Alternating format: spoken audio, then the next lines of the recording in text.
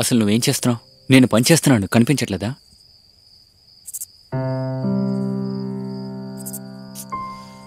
సంజు, ఎప్పుడు చూసినా మీకు పని పని పని. ఆఫీస్లో పని, ఇంట్లో పని, ఎప్పుడు చూసినా పని. నా ఫీలింగ్స్ అసలు అర్థమే చేసుకోవడం లేదు. నా అవసరాలను అసలు పట్టించుకోవా? చెప్పు.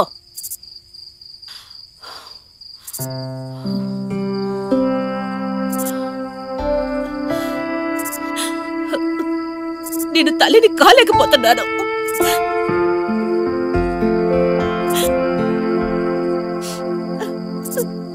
కానీ నీ ప్రేమ కూడా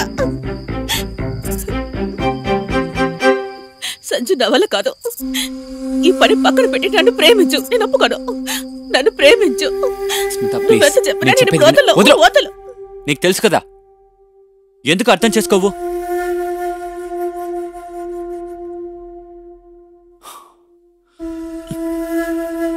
సారీ, నేను నిన్ను హర్ట్ చేశాను. మరి నా ప్రాబ్లంని అర్థం చేసుకో. 6 సంవత్సరాలు అవుతుంది నీకు ఒక బిడ్డని ఇవ్వలేకపోయాను. డాక్టర్ నా బాడీలో స్పర్మ్స్ ప్రొడ్యూస్ అవ్వమని చెప్పేశారు. ఈ విషయం నేను నీకు చెప్పాను. ఇప్పుడు సెక్షువల్ ఫంక్షన్ కూడా నాకు స్టార్ట్ అయింది. ట్రీట్మెంట్ తీసుకుని అలిసిపోయాను. చూడు, నేను నిన్ను అర్థం చేసుకోగలను. ప్లీజ్ కొంచెం పేషెన్స్గా ఉండవు, మొత్తం సర్దుకుంటాయి.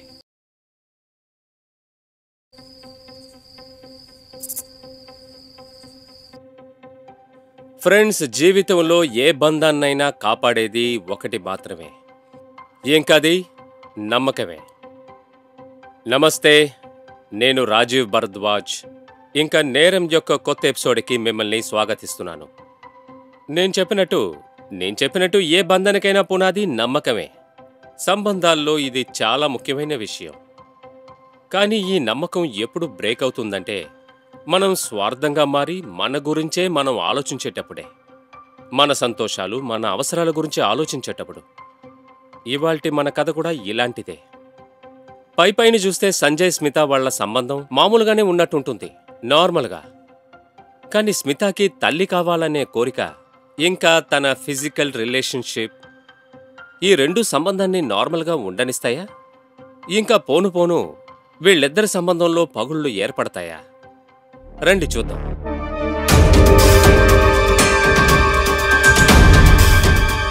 సారీ, నాకు ఆఫీస్కి లేట్ అవుతుంది. టిఫిన్ బాక్స్ ఇవ్వు, నేను ఆఫీస్లో తింటాను. ఏంటి అలా ఉన్నావు? అరే, అడిగేది నిన్నే. ఏమీ లేదా? అలాంటప్పుడు ఎందుకు మౌనంగా ఉన్నావు? అరే, నీకు ఒక విషయం చెప్పడం మర్చిపోయాను. నీకు తెలుసా, చాలా ఏళ్ల తర్వాత నా ఫ్రెండ్ రాకేష్ని మీట్ అయ్యాను. తన తమ్ముడు కూడా నాకున్న ప్రాబ్లమే ఉంది. అతను ఒక డాక్టర్ దగ్గరికి వెళ్ళాడంట. అతను ఇప్పుడు సంతోషంగా ఉన్నాడు. మరో విషయం ఏంటంటే, అతనికి బిడ్డ కూడా పుట్టింది. నేను అతని దగ్గర డాక్టర్ నంబర్, అడ్రస్ కూడా నేను తీసుకున్నాను. చెప్పేది నీకే. నీ కోపం న్యాయమైంది. కానీ నీకు నేను ఎలా చెప్పగలను చెప్పు, నేను ఎంత బాధలో ఉన్నానని. నాకు తెలుసు నువ్వు ఇంట్లో ఒంటరిగా ఉంటున్నావు. అదే అంటారుగా, empty mind is devil's house అని. అంటే యాక్టింగ్ క్లాస్ స్టార్ట్ అయిన తర్వాత స్టూడెంట్స్ వస్తారు. వాళ్ళతో పాటు ఉంటే నీకు కూడా కాలక్షేపం అవుతుంది. యాక్టింగ్ క్లాస్ ఇంతవరకు ఒక ఎంక్వైరీ కూడా రాలేదు. యాక్టింగ్ క్లాస్ అంట. అరే ఏంటి, అంతేనా? రేపు ప్రింట్ వాళ్ళ దగ్గరికి వెళ్ళి ప్యాంప్లెట్స్ కూడా ప్రింట్ చేయిస్తాను, ఓకేనా? యాడ్ చూసిన తర్వాత మనుషులకు కూడా అర్థం అవుతుంది. స్టూడెంట్ వెతుక్కుంటూ వస్తారు. నువ్వేం బాధపడకు. నీ యాక్టింగ్ క్లాస్ త్వరలోనే స్టార్ట్ అవుతుంది, ఓకేనా? సరే, మరి నేను బయలుదేరుతున్నాను. సాయంత్రం కలుద్దాం.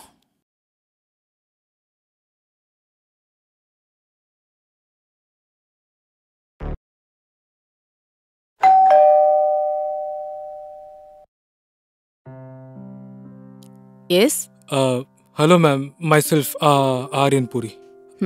అది బయట యాక్టింగ్ అకాడమీ బోర్డు చూశాను, దాని గురించి ఎంక్వైరీ చేయడానికి వచ్చాను. మీరు స్మిత మ్యామే కదా? అవును, నేనే. రండి, లోపలికి రండి, మాట్లాడుకుందాం. Thank you. ఆర్యన్, ఇంతకు ముందు నువ్వెప్పుడైనా యాక్టింగ్ క్లాస్కి వెళ్ళావా? అంటే ఫార్మల్ ట్రైనింగ్ అలాంటిది ఏమైనా? మ్యామ్, యాక్టింగ్ క్లాస్ కంతా ఏం వెళ్ళలేదు. ఇక ఫార్మల్ ట్రైనింగ్ కూడా ఏం తీసుకోలేదు. యాక్చువల్గా దీనికైతే నాకు ఛాన్స్ దొరకలేదు. కానీ మ్యామ్ అలాగా? నేను స్టేజ్లో కొంచెం పర్ఫామ్ చేశాను. ఇప్పుడు నేను యాక్టింగ్ని కెరీర్గా మార్చుకుందాం అనుకున్నాను. గుడ్. కానీ యాక్టింగ్ నేర్చుకోవడం వల్ల కాదు, అబ్జర్వేషన్తో వస్తుంది. I mean acting is all about observation, feelings and execution. Anyways, నేను క్లాసెస్ తీసేటప్పుడు ఇవి కూడా నేర్పిస్తాను. మ్యామ్ క్లాసెస్ ఎప్పటి నుంచి స్టార్ట్ అవుతున్నాయి? త్వరలోనే స్టార్ట్ చేస్తాను. ఇంకొంతమంది స్టూడెంట్స్ దొరికిన తర్వాత నేను ఇన్స్టిట్యూట్ ఓపెన్ చేస్తాను. కానీ ఈవినింగ్ 4 తర్వాతే చేస్తాను. నీ క్లాస్ ఇక్కడే రేపటి నుంచి స్టార్ట్ అవుతుంది. ఇంకొంతమంది స్టూడెంట్స్ దొరికిన తర్వాత వేరేదైనా ప్లేస్ని చూసి బ్యాచ్ని స్టార్ట్ చేస్తాను. ఒకవేళ నీకేదైనా ప్రాబ్లం నో లేకపోతే మ్యామ్, ఏం పర్వాలేదు. అయితే నేను రేపటి నుంచి సాయంత్రం 4 గంటలకు వచ్చేస్తాను. రేపటి నుంచి వచ్చాయి. Okay ma'am, thank you. Bye. Sanjay, నాకేమనిపిస్తుందంటే ఇంకా ఈ న్యూస్ పేపర్లో ఈ యాక్టింగ్ క్లాస్ గురించి యాడ్ ఇవ్వక్కర్లేదని. ఏమైంది? ఈరోజు ఒక స్టూడెంట్ వచ్చాడు, జాయిన్ అయ్యాడు. ఇక నుంచి ఒక్కొక్క స్టూడెంట్ జాయిన్ అవ్వచ్చు కదా. ఓకే, ఇది మంచి విషయమే. నీ మనసు కూడా బాగుంటుంది. I hope so.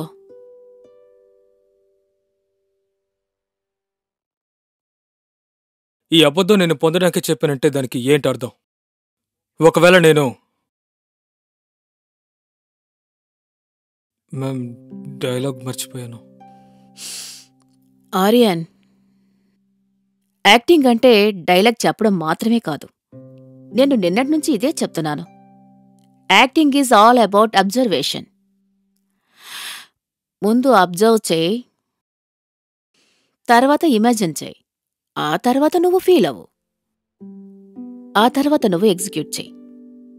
ఏ రోజైతే నువ్వు ఈ స్క్రిప్ట్ లోపలికి ఎంటర్ అవుతావో, ఈ ఆత్మని నువ్వు తాకుతావో, ఈ క్యారెక్టర్ని జీవిస్తావో, అప్పుడు నువ్వు డైలాగ్ని గుర్తించుకుని చెప్పాల్సిన అవసరం ఉండదు. నీ అంతట నువ్వే డైలాగ్ని చెప్పగలవు. నీ అంతట నువ్వే డైలాగ్స్ అన్ని బయటకు చెప్పగలవు. అర్థమైందా? ఓకే మ్యామ్, నాకు అర్థమైంది. ఇంకొకసారి నేను మళ్ళీ ట్రై చేస్తాను. ఈ అబద్ధం నేను పొందడానికి చెప్పానంటే ఏంటి అర్థం? నా వల్ల కావట్లేదు మ్యామ్. ఇలా వర్కౌట్ అవదు. నువ్వు ఫీల్ అవ్వాలి. ఓకే, ముందు నేను చెప్పినట్టు నువ్వు చేస్తూ ఉండు. నీ ముందు నీ గర్ల్ ఫ్రెండ్ ఉన్నట్టు ఫీల్ అవు. ఓకే, ఆ తర్వాత నువ్వు డైలాగ్ చెప్పు. కానీ మ్యామ్, నాకు గర్ల్ ఫ్రెండ్ ఎవరు లేరు. ఇది నీ గర్ల్ ఫ్రెండ్ ఏం కాదు, కానీ ఈ క్యారెక్టర్ ఉందే, దీనికి గర్ల్ ఫ్రెండ్ ఉంది కదా. ఇప్పుడు నువ్వు ఈ క్యారెక్టర్లో ఉన్న డైలాగ్ చెప్తున్నావు. సో నువ్వు ఫీల్ అవ్వాలి. సో దీని ఆత్మని నువ్వు టచ్ అవ్వాలి. సో నువ్వు ఈ క్యారెక్టర్లోకి వెళ్ళి జీవించాలి. కాబట్టి నీకు గర్ల్ ఫ్రెండ్ ఉన్నట్టు ఫీల్ అవ్వాలి. ఓకే, నువ్వు ఈ విధంగా కూడా చెయ్యి. నేను నీ ముందున్నాను, ఇలా అనుకో. ఇప్పటికీ నీ గర్ల్ ఫ్రెండ్ అనుకో. తర్వాత నీ డైలాగ్స్ చెప్పు. మ్యామ్, ట్రై చేస్తాను.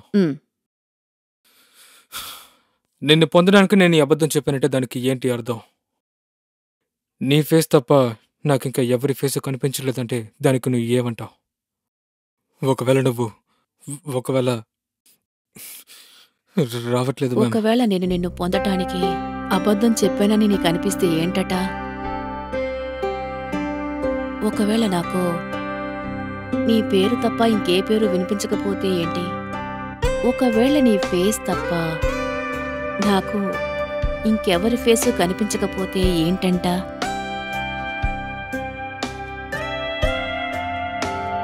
ఒకవేళ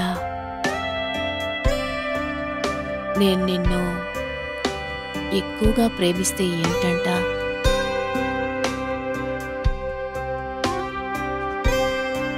ప్రేమ ఒకటే సరిపోదు కదా.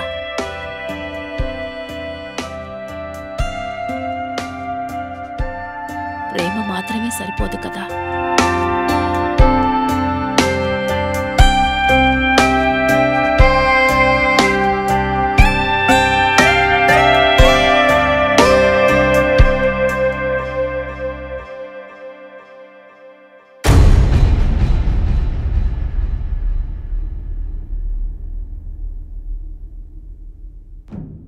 అరే ఏంటి నిద్రపోయినట్టున్నావు?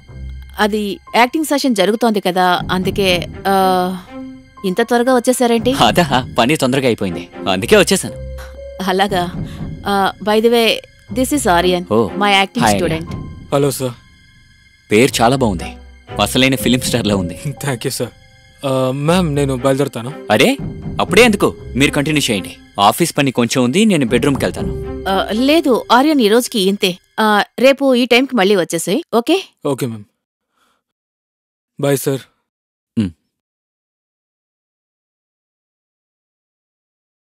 तूने मुझे जो बन के सवेरा यूं ढूंढ लिया. స్మిత, కొంచెం టీవీ సౌండ్ తగ్గించు, నాకు ఫోన్ వచ్చింది. Good evening sir. అలాగా, thank you sir, thank you so much, thanks a lot. సరే ఖచ్చితంగా సార్, రేపు టైంకి వచ్చేస్తాను. Yes sir, good night sir. Smita, what a great news yeah. మా సార్ నా ప్రాజెక్ట్ కి ఓకే చెప్పేశారు. యునో, నేను పెద్ద బిల్డర్ కాబోతున్నాను. నాకెలా నెరవేరబోతోంది బంగారం. కంగ్రాచులేషన్స్. స్మిత, నీకు సంతోషంగా లేదా?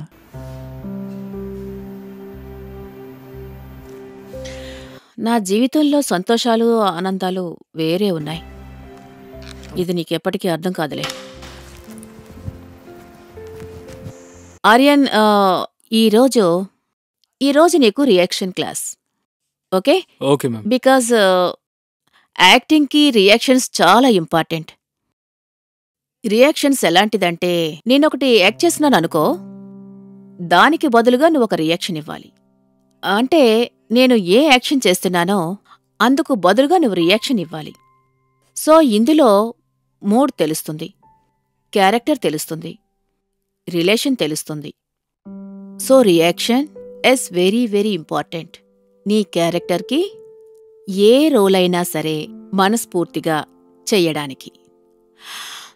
ఎలా అంటే, నేను నీతో ఒకటి చెప్పాననుకో, అది ఆర్యన్ ఐఎమ్ సారీ, నిన్ను నేను వెయిట్ చేయించాను. దానికి నీ సమాధానం it's okay ma'am, no problem. అంతే కదా? నీ రియాక్షన్ ఎలా అనిపిస్తుందంటే, మన మధ్య ఉన్న రిలేషన్ చాలా ఫార్మల్ అని. కానీ ఆలోచించి చూడు, ఒకవేళ మనిద్దరి మధ్య ఫ్రెండ్షిప్ ఉంటే, ఒకవేళ మనం ఎంతో కలిసిపోయి ఒకటైపోయావంటే, అప్పుడు కూడా నీ సమాధానం ఇలాగే ఉంటుందా? ఐ మీన్, నా యాక్షన్కి నీ రియాక్షన్ ఇలాగే ఉంటుందా? ఉండదు కదా. అందుకని ఈరోజు మనం ఈ టాపిక్ని తీసుకుందాం. Okay ma'am. ఈరోజు మనం ఇలాంటి సీన్ తీసుకుందాం. నేను నీకు గర్ల్ ఫ్రెండ్ లాంటిదాన్ని అనుకో, ఓకే? ఇక నువ్వు నన్ను వదిలేసిన వెళ్ళిపోతున్నావు, ఓకే? ఓకే. రా, ఇక్కడ నా ఎదురుగా నించో. ఇప్పుడు నేను డైలాగ్ మాట్లాడతాను, ఐ మీన్ నేను యాక్టింగ్ చేస్తాను, ఓకే? ఇక నువ్వు నా యాక్షన్కి నువ్వు రియాక్షన్ ఇవ్వాలి. రెడీ? Yes ma'am.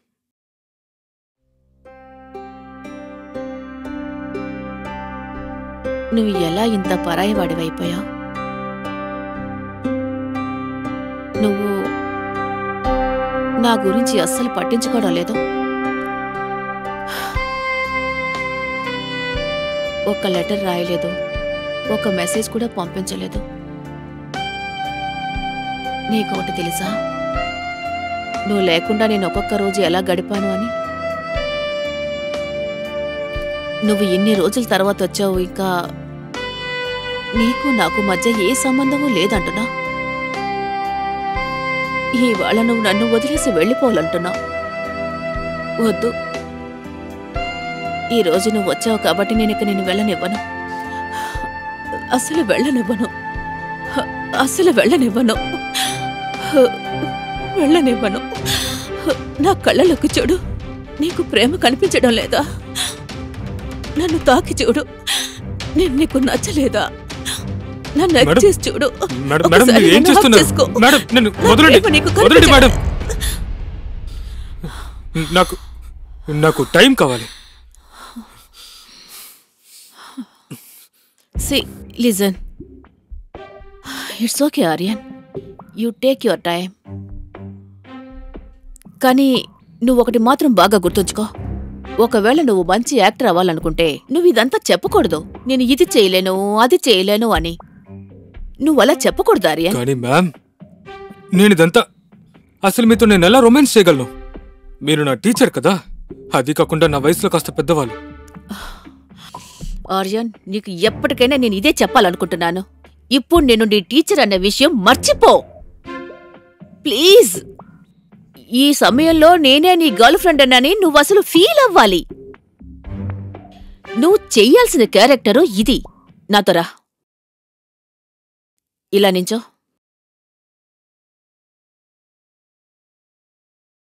కళ్ళు మూసుకో. ఫీల్ అవ్వు. మెల్లగా ఫీల్ అవ్వు. ఇప్పుడు నువ్వు కాదు, ఇక్కడ నేను కాదు. ఇప్పుడు నేను నీ గర్ల్ ఫ్రెండ్ని మాత్రమే.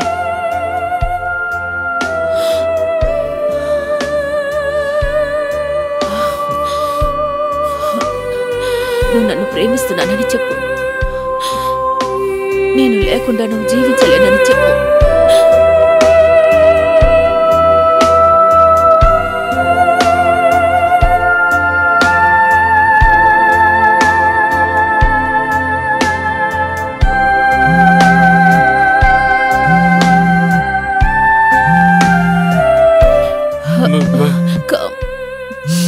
వాట్?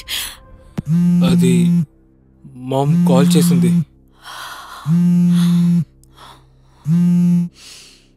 Hello, yes mom. నేను యాక్టింగ్ క్లాస్లో ఉన్నాను. ఇప్పుడే బయలుదేరాలా? సరే, ఓకే, నేను ఇప్పుడే వస్తాను. I'm sorry ma'am, I have to go. అది మామ్ని డాక్టర్ దగ్గర తీసుకెళ్ళాలి. ఓకే.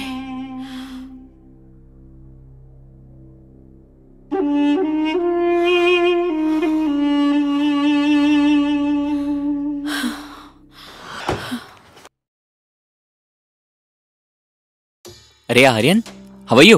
Fine sir. ఇంకా నీ యాక్టింగ్ క్లాసెస్ ఎలా సాగుతున్నాయి? బాగా జరుగుతుంది సార్. Good good. See you.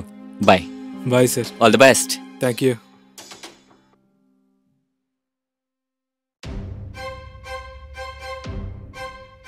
నువ్వు డోర్ ఎందుకు క్లోజ్ చేయలేదు? ఆర్యన్ ఇప్పుడే 5 minutes ముందు బయటికి వెళ్ళాడు, అందుకే డోర్ మోయలేదు. నేను చూసానులే. అలాగా? వాడు చాలా మంచి అబ్బాయి. సరే విను, రేపొద్దునే నేను నాసిక్ వెళ్ళాలి ఆఫీస్ పని మీద. ఓకే. అందుకు కొంచెం తొందరగా లేపేయ్.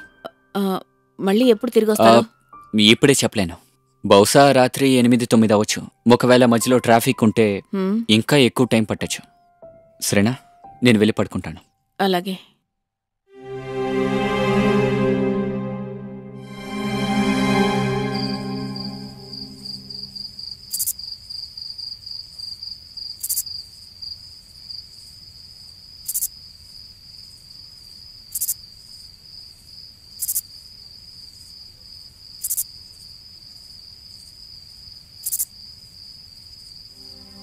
అసలు నాకు ఏమైంది? ఆర్యాకి ఎందుకని నేను ఎంతగా అట్రాక్ట్ అవుతున్నానో? తన స్పర్శ నన్ను రొమాంటిక్గా మారుస్తోంది. ఇది కరెక్టేనా? నాకు ఈ హక్కుందా? లేకపోతే నా తలరాతలో ఇలా ఆవేశపడ్డం మాత్రమే రాసిపెట్టుందా? పెళ్ళయి 6 సంవత్సరాలైంది, కాని ఇప్పటి వరకు నేను తల్లిని కాలేకపోయాను. దోషం సంజయ్లోనే ఉంది కదా, కాని శిక్ష మాత్రం ఆ శిక్షకు నేనెందుకు బలవుతున్నాను? మెడికలీ నాలో ఏదైనా లోపం ఉంటే సంజయ్ నా కోసం వెయిట్ చేసి ఉండేవాడా? ఒకవేళ ఈ పాటికి ఎవరితోనైనా రిలేషన్ పెట్టుకుని పెళ్లి చేసుకునుండేవాడు. ఇందులో డౌటే లేదు. ఆర్యన్ నాకు సంజయ్కి మంచి జీవితాన్నివ్వగలరని,